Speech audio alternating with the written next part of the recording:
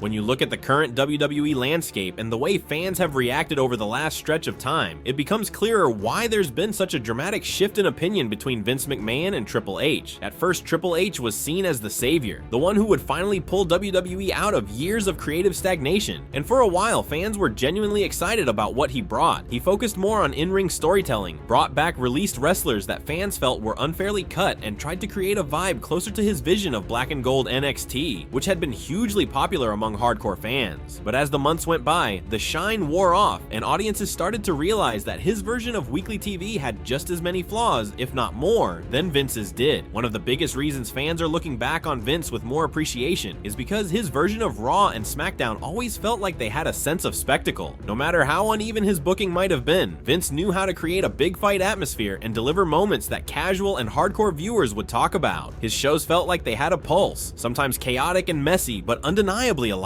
Under Triple H, the pacing slowed down considerably. He leaned heavily into long-term arcs, but many of those arcs drag on endlessly without payoff, leaving audiences frustrated and burnt out. Instead of shocking surprises and rapid shifts in story, fans are getting repetition and drawn-out segments where very little changes week to week. That's made both shows feel cold and predictable, which has created nostalgia for Vince's ability to keep people guessing, even if not every idea landed. Another issue is star creation. Vince, for all his faults, always had an eye for larger-than-life characters that could be marketed to the mainstream. He pushed people hard, sometimes too hard, but it meant that fans were constantly aware of who the next big star was supposed to be. Triple H hasn't shown that same skill. While he's great at showcasing workhorse wrestlers and giving them competitive matches, he hasn't built many true household names since taking over. People like LA Knight, who organically caught fire with the crowd, haven't been elevated to the level fans wanted. The same can be said for others like Finn Balor, Shinsuke Nakamura, and Sami Zayn, who get moments of spotlight but never sustain momentum. Vince may have been heavy-handed, but at least he forced stars into the spotlight and made them feel important. Under Triple H, fans see talented wrestlers go in circles with no real progression.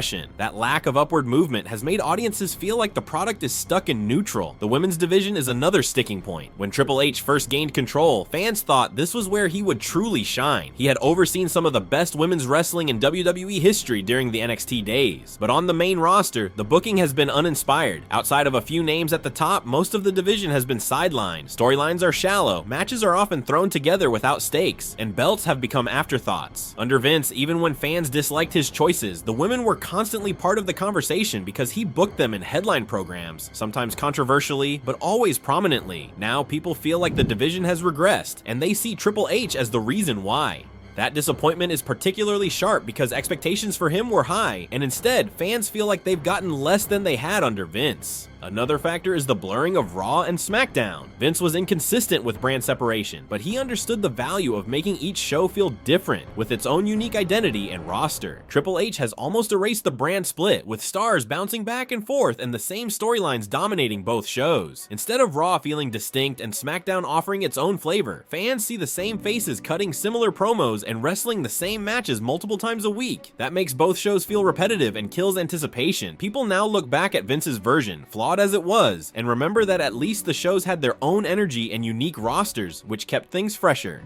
The presentation has also become a major complaint. Vince thrived on making WWE feel like the biggest show in entertainment, with flashy production, over-the-top angles, and storylines designed to grab headlines. Triple H stripped a lot of that away, focusing instead on a wrestling-first philosophy. Hardcore fans thought they wanted that, but the reality is that WWE's mainstream success has always relied on blending wrestling with spectacle. Without the wild promos, shock returns, outrageous storylines, and jaw-dropping swerves, the product feels like just another wrestling show. That's not why people watch WWE. Fans want the sports entertainment blend that Vince perfected, and now that it's gone, they miss it more than they thought they would. A major frustration is how repetitive and predictable the main event scene has become under Triple H, Roman Reigns' dominance, Cody Rhodes' constant spotlight, Seth Rollins' recurring role, and a handful of other familiar names take up the majority of screen time. Fans have complained that instead of rotating stars and refreshing the lineup, Triple H has leaned even harder into a small circle of people. Under Vince, even if it sometimes felt random or abrupt, there were always shakeups. Mid-card wrestlers could suddenly get surprise pushes, odd pairings could happen, and sometimes a new star would emerge seemingly overnight. Triple H's consistency has ironically made things stale. Audiences now long for the chaos Vince brought because at least it kept things from feeling so monotonous. The tag division has also been mishandled. Triple H's vision seems to treat tag titles as props for main event stories, particularly with the Bloodline, instead of building dedicated feuds between actual teams.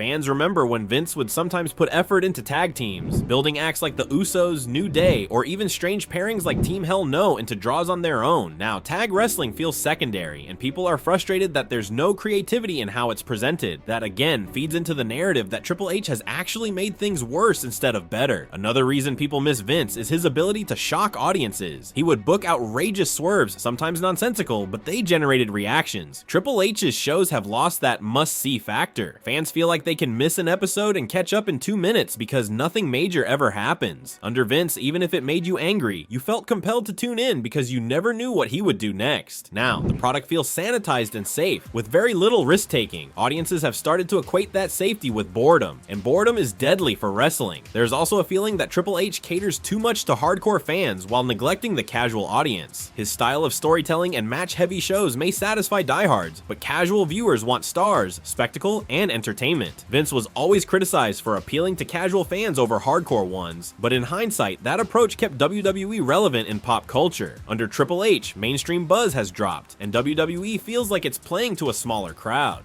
Fans who used to bash Vince now see that his instincts for the larger audience were actually keeping the product alive. Another sticking point is how much Triple H leans on nostalgia. He constantly brings back old names for short runs or pops, but doesn't use that to build for the future. Vince used nostalgia too, but he often used legends to put over current stars, even if imperfectly. Triple H's reliance on returning names feels more like a crutch, and it highlights how little he's been able to elevate new talent into true stars.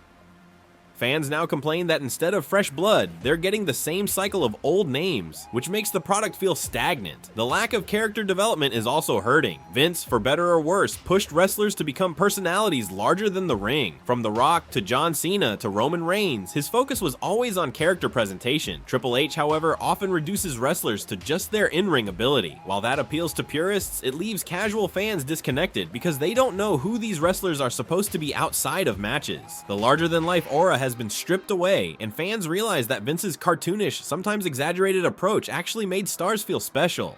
Another element fueling fan frustration with Triple H and sparking nostalgia for Vince is how rivalries are presented. Vince had a habit of overbooking and throwing wild stipulations or unexpected twists into feuds. While this was often criticized for being too much, it at least created a sense of escalation. Under Triple H, rivalries are often built around multiple rematches with little variation. The same two wrestlers might face off 3 or 4 weeks in a row, sometimes even twice on pay-per-view, with minimal progression in the story. This approach makes feuds feel lifeless, dragging out conflicts rather than making them feel heated. Fans look back at Vince's more chaotic rivalries and see them as more dynamic, even if they sometimes went off the rails. The mid-card scene has also collapsed under Triple H's vision. Titles like the Intercontinental and United States Championships once acted as stepping stones, often carrying meaningful rivalries that could propel someone to the main event. Vince may have been inconsistent with how he treated these belts, but when he wanted to elevate someone, he used them as platforms. Triple H initially tried to give those championships importance by booking long reigns, but in practice, that has left the belts tied up without fresh challengers. Audiences feel like the mid-card is a dead zone, where capable wrestlers languish without purpose. This stagnation makes the product feel top-heavy, with very little happening outside the main event stories. Another issue is how little freedom wrestlers seem to have in character development now compared to Vince's era. For all the talk about Vince scripting promos too tightly, his era still allowed certain talents to shine with larger-than-life personas. Triple H's system, while less micromanaged on the surface, often comes across as overly serious, with fewer distinct personalities.